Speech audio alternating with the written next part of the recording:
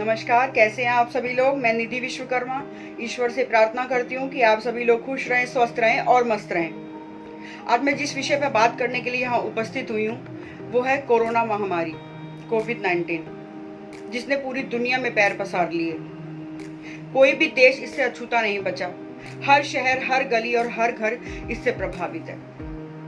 न जाने कितने ही लोगों की जान चली गई है और कितने ही लोग अभी इस बीमारी से संघर्ष कर रहे हैं। हर तरफ एक अवसाद का माहौल बन चुका है। हर तरफ मास्क पहने हुए लोग दिखाई देते हैं। तो एक माहौल हमारे चारों तरफ बनता चला जा रहा है, जिसकी वजह से हर उम्र के लोग, हर व्यवसाय के लोग, लगभग हम सभी के जीवन में कोविड-19 ने अपना प्रभाव दिखाया है। हमारा जीवन आज इस महामारी से जूझ रहा है। तो कुछ परिवर्तन हम सभी के जीवन में आए हैं और कुछ परिवर्तन हमेशा के लिए आएंगे। तो आज हम बात करेंगे कि कोविड-19 की वजह से हमारे चारों तरफ जो माहौल बन चुका है उसमें हम जीना कैसे सीखें। हमारे चारों तरफ जो एक डिप्रेशन का माहौल बनता जा रहा है, जो एक अवसाद का माहौल बनता जा रहा है, आप देख रहे हैं कि आत्महत्या की घटनाएं कितनी बढ़ चुकी हैं और हमारे चारों तरफ एक नेगेटिव एनर्जी जैसा हमें फील होता है। तो आज हम बात करेंगे कि हम इन चीज़ों से कैसे लड़ें और कैसे अपनी जिंदगी को नॉर्मल बनाएं। तो अगर हम कुछ बातों का ध्यान रखें और उसे अपनी जीवन शैली में ढाल लें, अपनी सोच में उतार लें, तो हम इस कोविड-19 से आसानी से लड़कर जीत सकते हैं। सबसे पहले मैं बात करूंगी कि परिवर्तन संसार का नियम है। इस दुनिया में कुछ भी ऐसा नहीं है जो हमेशा के लिए हो। तो आप निराश ना हो। ये एक महामारी है, ये जिस तरीके से आई है उसी तरीके से चली भी जाएगी। प्रकृति में कुछ भी स्थायी नहीं होता, बस समय होता है। जब इसका समय चला जाएगा तो कोविड-19 अपने आप खत्म हो जाएगा या इसकी कोई वैक्सीन होगी, जिसके बाद कोविड-19 का प्रभाव हमारे जीवन में बहुत कम हो जाएगा। दूसरी बात, हम ईश्वरवादी बने, ईश्वर पर विश्वास रखें। ईश्वर जो करते हैं अच्छे के लिए करते हैं। कुछ ना कुछ प्रकृति में ऐसा हुआ है जिसकी वजह से प्रकृति ने कोविड-19 को पैदा किया। कहीं ना कहीं इसके लिए हम भी जिम्मेदार हैं। ये एक अलग विषय है, हम इस विषय पे फिर कभी बात करेंगे। तीसरी बात, दूसरों की मदद करें। ऐसे समय में कोविड-19 की वजह से पता नहीं कितने लोगों का व्यवसाय खत्म हो चुका है, उनके काम चले गए हैं। कितने लोगों को घर में आर्थिक तंगी आ चुकी है। बहुत से लोग भूखे रहने की कगार पर खड़े हैं। तो ऐसे में आप दूसरों की मदद करें। देखिए, इससे आपका आत्मविश्वास भी बहुत बढ़ेगा और आपको भी हौसला मिलेगा। आपकी निराशा अपने आप दूर होती चली जाएगी। चौथी बात, खुश रहने की कोशिश करें, पर जबरदस्ती अपने मन पर ये विचार हावी ना होने दें कि हमें खुश ही रहना है। अगर आपके मन में ये लगता है कि हम कुछ देर रोने से हमारा मन हल्का हो जाएगा, तो रोना भी अच्छा है। आप कुछ देर रोइए, आप देखिए उसके बाद आपका मन हल्का हो जाएगा। लोगों से बात करिए, अपने मित्रों से बात कीजिए, अपने बड़ों से बात कीजिए, अपने बच्चों से बात कीजिए। बात करना, अपनी बात को कहना, ये बहुत बड़ी मेडिसिन होती है। अगर हम अपने मन में घुटते रहेंगे, अपनी बात किसी से नहीं कहेंगे, तो वो धीरे धीरे हमें घेर लेता है और हम कुछ गलत करने की ओर आगे बढ़ जाते हैं। तो हमें अपने आसपास के लोगों से बात करते रहना है, सोशल डिस्टेंसिंग का पालन करते हुए।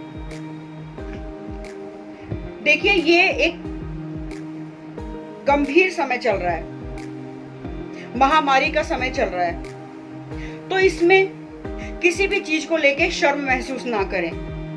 आप अकेले ऐसे नहीं हैं जो कि इस बीमारी से प्रभावित हैं, जो कि इस महामारी से प्रभावित हैं। हम सभी लोग इस महामारी से प्रभावित हैं। तो अगर कल आपका व्यवसाय बहुत बड़ा था और अब आपका व्यवसाय बहुत छोटा हो गया है, तो इसमें कोई शर्म महसूस ना करें, क्योंकि जान है तो जहान है। सोचिए, जिन लोगों की जानें चली गई हैं, उस नुकसान की भरपाई जीवन भर नहीं हो सकती। इन सब चीजों की भरपाई हम कर सकते हैं, भौतिक चीजों की, पैसों की, हर चीज की, लेकिन जिन लोगों की जानें चली गई हैं वो कभी लौट कर नहीं आएंगे। तो जब भी कभी आपको निराशा हो, हमेशा अपने से नीचे देखिए कि हमसे नीचे कितने लोग हैं जो आज कितनी बड़ी बड़ी समस्याओं से जूझ रहे हैं। और जब कभी आपको हौसला चाहिए तो आप अपने से ऊपर के लोगों को देखिए कि वो किस प्रकार से एक संघर्ष के माध्यम से अपने आप को ऊंचा उठाने की कोशिश कर रहे हैं। योग कीजिए, कुछ एक्सरसाइज कीजिए, कुछ संगीत सुनिए, कुछ अपने शौक पूरे कीजिए। जैसे कि हम महिलाओं में कुछ ना कुछ ऐसा गुण जरूर होता है जिससे हम घर बैठे हुए कुछ भी आसानी से काम करके कुछ पैसा कमा सकते हैं। इससे हमारे परिवार की जो एक आर्थिक स्थिति है उसमें तो हम सहायता करेंगे ही, साथ में हम अपने मनोबल को भी बढ़ाएंगे। हमारा ध्यान बटेगा। खाली बैठने से हमेशा नेगेटिव चीजें हमारे अंदर आती हैं। जब हम खाली ही नहीं रहेंगे तो हम नेगेटिविटी की तरफ जाएंगे ही नहीं। तो ये कुछ ऐसी छोटी छोटी बातें हैं जिनका ध्यान रख के हम इस महामारी से आसानी से खुद को और अपने परिवार को निकाल कर ले जा सकते हैं। एक छोटी सी कविता के माध्यम से मैं अपनी बात को आगे बढ़ाऊंगी। जिंदगी से दूर है, हम बहुत मजबूर हैं, कोरोना की मार से हम थक कर चूर हैं। बेबस और लाचारी का जोर है, बेबस और लाचारी का जोर है, सड़कों पर जीवन की दौड़ है। भूख और प्यास का हर तरफ बस शोर है। क्यों हम उदास हैं, क्यों हम उदास हैं, वक्त की ही तो बात है। हार नहीं सकते हम जब तक हम साथ हैं, जब तक हम साथ हैं। उठना है फिर से हमको, उड़ना है फिर से हमको। देखो आज सामने फिर खुला आकाश है, फिर खुला आकाश है। अब कानों में सुनो तो कोयल की सुंदर कूक है, अब कानों में सुनो तो कोयल की सुंदर कूक है। हवा में है ताजगी, नदियों में अब जोश है। इस विपदा की घड़ी में, इस विपदा की घड़ी में एक दूसरे का साथ दो।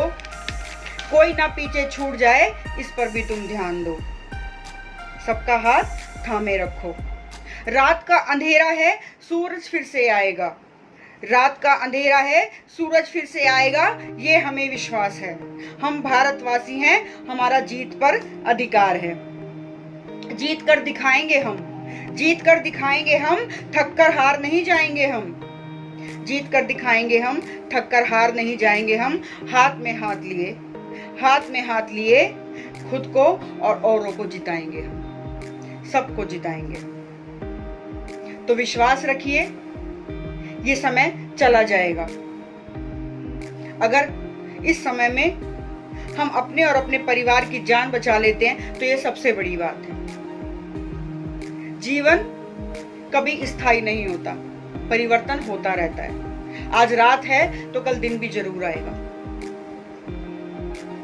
तो सभी लोग अपने आसपास के वातावरण को अच्छा बनाए रखिए, खुद के ऊपर निराशा को हावी ना होने दीजिए और खुश रहिए।